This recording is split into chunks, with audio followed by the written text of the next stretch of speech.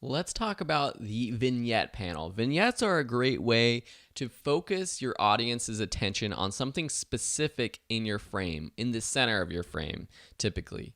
So for talking head videos or in interviews, this sometimes works. In the vignette panel, we have the amount slider. So if we drag to the left, this increases or adds a dark vignette. To the right, it's a white vignette.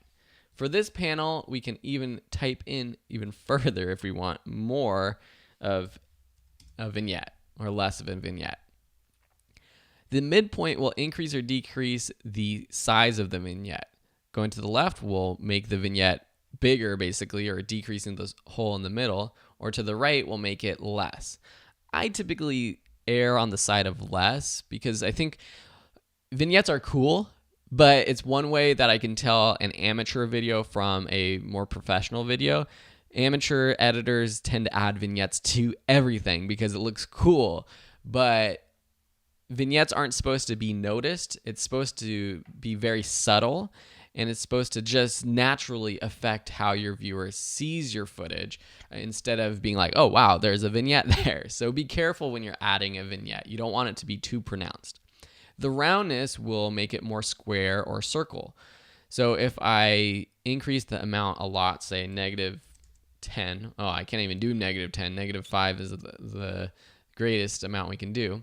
Then I increase or decrease the midpoint.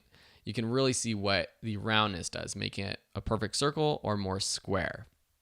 I typically leave this at the standard 0, which matches the aspect ratio of your video clip itself.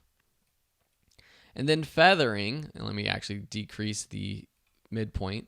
Feathering will increase the feathering or decrease, make it more hard line or make it fade more. I typically add more feathering, so it's, again, more subtle.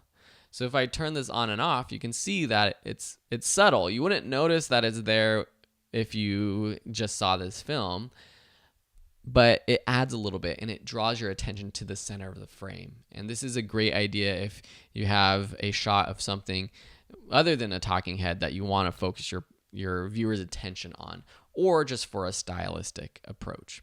So that's the color panel. I hope you've enjoyed this section and the exercise that we've had, and hope that you have learned how to use this panel. If you have any questions, let me know, and I'll be happy to further explain any of these features to you.